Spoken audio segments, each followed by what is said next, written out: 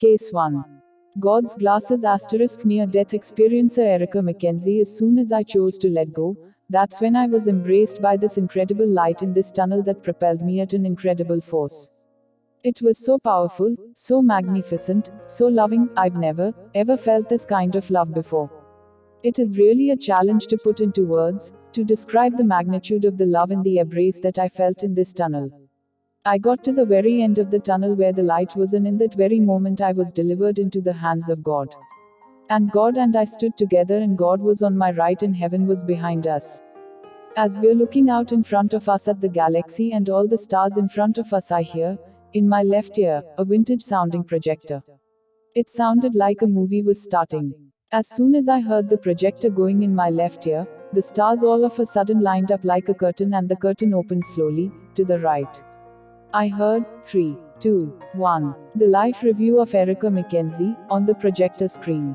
So it was God and I in a big movie theater in the galaxy. That's when my life review began. The life review was everything from day I was born until the day I took my last breath and died. In this life review, I was shown everything from things like losing my first tooth, graduating from high school, any kind of awards that I had won in athletics, or cheerleading, all of these things that were great accomplishments. They were really happy times. They were significant things that man deems as significant accomplishments. As I am watching all these events unfold in chronological order, I'm actually reliving the event in that very moment as if it had just happened the first time. As we are observing it, I'm living it. We finally get to the end on the day I died and the movie screen turned off. And then all of a sudden, in front me, I knew to look down. What appeared in front of me was a pair of eyeglasses. I've never worn glasses before, and God said to put them on. I didn't know how I was going to put these glasses on, because you have to understand that these glasses weren't a normal pair of glasses that you would find here on earth. These glasses were the size of a vehicle. I'm thinking to myself, how am I going to put these glasses on? I remember as soon as I had the thought, how am I going to do this? It didn't even matter, my hands were already drawing the glasses near to put them on my face.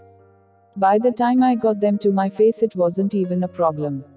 They fit perfectly. And I could see. I could really see. And then God said, now look.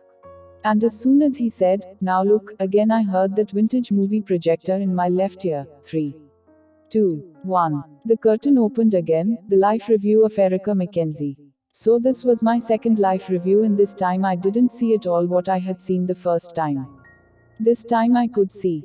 And everything I saw in this life review, starting with the day I was born until the day I had died, was not at all what I had seen before. This time these were things that were important to God, not important to man. And they were not all those accomplishments that I talked about before. These were things like love and acts of kindness, things I couldn't even remember I had done.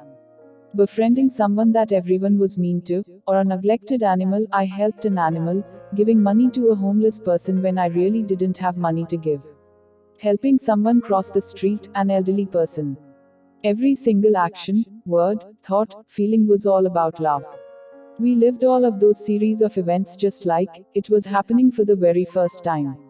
I lived it again. And I felt so much unconditional love from God as we were reliving these series of events together. Case 2. -12 Everything is made of love. Asterisk near death like experiencer Mary Diomar. I want to share my story with you to let you know that this is something that is possible. And for those thousands or millions of people that have already experienced something like this, I can be another validation for you. I was lucky enough to experience something very special. I had a moment of enlightenment, a moment of actual, direct contact with God. It happened at a time in my life when I was experiencing a personal tragedy. I was driving down the road and I felt so much pain in my heart that my heart was breaking. I was angry. I felt like I had done everything right. I felt like I followed all the guidance that I received from God. I felt like I had made the right choices. But still the situation was heartbreaking. So I'm driving along and I'm really angry with God, and finally I decided to ask myself, what would Mother Teresa do in this situation? And it came to me immediately, Mother Teresa would love anyway. And then I asked, what would Jesus do in this situation? And it came to me immediately, Jesus would forgive his enemies. People that hurt me, I forgive them. And then I asked, what would Muhammad do? And it came to me immediately, Muhammad would submit. And I understood it in a way that I never understood it before. I understood that meant to turn my life over to God. To humbly ask God to help me, to take this pain from me. And I did. I imagined my heart going out to God. In that moment, a beam of pure white came out of the sky and came down and touched me on my shoulder. I was so filled with love, it's impossible to describe how much love there was in that moment. All the love of the world filled my whole entire body. Every cell in my body was completely infused with this love. It was the love of a parent for their precious child. In the same moment, I recognized that I always knew this. That this truth was always there for me. I was remembering and not just learning something new. I was remembering, I am part of this love. I am God and God is me. It doesn't really convey the truth to say the words. It doesn't come close. As this beam touched me, suddenly I was viewing the scene of the road, as I was driving, from 3 different places. I was seeing it from my body. I was seeing it from the passenger seat, I could see it from my intellect. I was observing, clearly, the edges of the beam and thinking, that's not light. The view is at the top and it came to a point on my shoulder and it came through the window and it touched me. It had contact. It wasn't until later that I could really process that information. But I was taking it all in. And from behind, the back passenger seat, I was all in love, just emotion, an incredible amount of emotion. And then my soul went out of my heart. My soul went up the beam and as it went up the beam I felt so connected to all souls. As I reached the top of the beam, I rippled out in concentric circles and I became one with every soul on the planet. Then my focus shifted and I became one with all the trees on the planet. Physically, I could feel that I was in a tree. And I was looking at another tree in the forest, which was me, looking back at me. It was so incredible. And then, I was all the grass and I was looking at a blade of grass next to me that was me looking back at me. It was amazing. Then my focus shifted and I was a rock on a mountain. I was the earth. And that really surprised me because I never imagined that inanimate objects are filled with God consciousness. Then my focus shifted again and it was all of the entire universe, the complete, entire universe. So humongous. At the same time, I don't know how, but I could see the smallest, tiniest particle. What the universe is made out of. It was this massive, uniform field of particles. At the tiniest level, the tiniest particle, smaller than anything we can record, it was pure white, sort of a radiant light. This particle was pure energy. But more than that, this particle that everything in the entire universe is made out of, is love. A tangible love that is the stuff of God. It just blew me away. It was awesome. I went beyond the universe into pure consciousness. I've heard it called the void, but that doesn't come close to describing what it was. It's not anything you can describe, which is so frustrating, because I so want to let you know what it's like. It is pure potential, pure consciousness prior to actualization. It doesn't look like anything. It's outside of time and space. It isn't close to anything you can describe in the physical universe.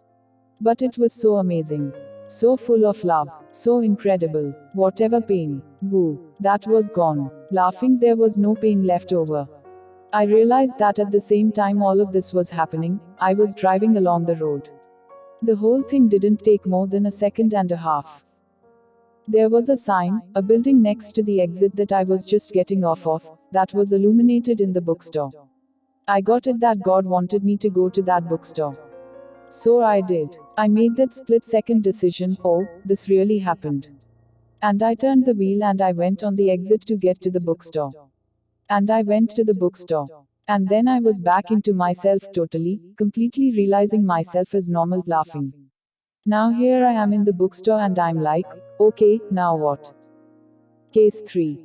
The light has a fantastic sense of humor * near-death experiencer Andy Petro. I was pulled out of my body and all of a sudden, I looked down, and I could see my body stuck in the mud.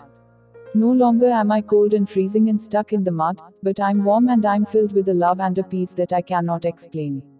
So in less than a microsecond, from freezing, cold, horrible pain, I was filled with love and peace and happiness and smiles. And as I looked opposite from my body, looked up into the tunnel, there I saw a light. The light was so bright that it was brighter than 10,000 suns. I immediately said, this should be burning my retinas. But it wasn't. It was a gentle, but powerful light. It was pulling me like a gentle magnet. Closer and closer. And the closer I got, the more I was filled with the ecstasy, with the love, with the unconditional love of me, as Andy. As I got closer to the light, all of a sudden, I popped into a giant sphere. It was about the size of a basketball coliseum. I was suspended in the middle of this sphere. All around me, in all parts of the sphere, up, down, sideways, left, right, all over, were miniature motion pictures of my lives and what was going on. And I could see, I could touch, I could feel, I could sense every emotion that was taking place in all of those lifetimes.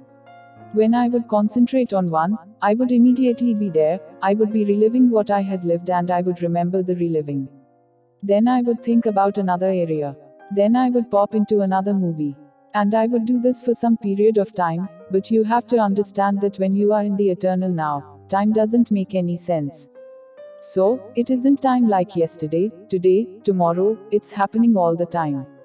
I was there for an extended period using earth terms and then all of a sudden, I popped out of the sphere and now I'm in front of the light. And the light is so warm and so glowing and so forgiving. The light has no judgment. There was no condemnation. There was no blaming, no shame. There was nothing but love and acceptance. And the light was viewing me. The light knew everything I had ever thought, done, or will do. It knew everything. And the light welcomed me. The light said, Andy, don't be afraid. And I was impressed. The light knew me and called me by my name. Called me Andy. I thought that was pretty good. Then the light said, Andy, I love you. And then the light said, Andy, we love you. Now when the light said, Andy, we love you, I looked in back of the light, and the light was a huge, giant form that I have never seen on earth and I cannot describe, but I recognized it and I can see it right now in my mind's eye. And as the light said to me, Andy, we love you, in back of the light were billions and billions and billions of other lights. And all of them knew me. And all of them said in a giant chorus, welcome home, Andy. And I said out loud, I'm home. At last I'm home. And the light welcomed me, the light absorbed me into the light. So I was part of the light. Once I was in the light, I knew everything the light knew. I knew all about the universe. I knew everything about flowers, about plants, about asteroids, about suns, about novas, everything. I didn't have a question for the light. Why? Because I knew all the answers. I had nothing to ask. And we laughed and we played. And by the way, the light has a fantastic sense of humor. We reviewed some of the really silly things that I did in my lifetime and we would be laughing at how serious I took them. Because life down here is an illusion. It's a game. Don't take it so seriously. The light has a wonderful sense of humor. And we're laughing and we're talking and we're just having a great time and then the light says to me, Andy, you have to go back. Now, I'm not going back. I said to the light, I don't think so. I'm home. I'm staying. And then the light said to me for the second time, Andy, you're going back. And I said, no, you don't understand. I don't want to go back into that body. I don't want to go back on earth. I'm home here in the light. And then the light said for the third time, Andy, you're going back. And as soon as I heard the K from the back, I was pushed back into my body, filled with pain and anxiety. I was now on the beach and my friends were pushing the water out of my lungs and I was coughing the water out and I was completely conscious. And I was crying. All of my classmates thought I was crying from the pain of drowning. But I was crying because I was no longer in the light. I was back in my body. I was back on earth. I wanted to be in the light. Soulmate, this is a part of Zindagi Ki Roshni consultancy. It has been established for those who have lost someone and for those who are very sad in their life. About 100 PDF books and 20 short audio books of this topic will be sent to those who join it. This data will be sent to their email or WhatsApp. If you want to join this organization, then please send WhatsApp message to this number.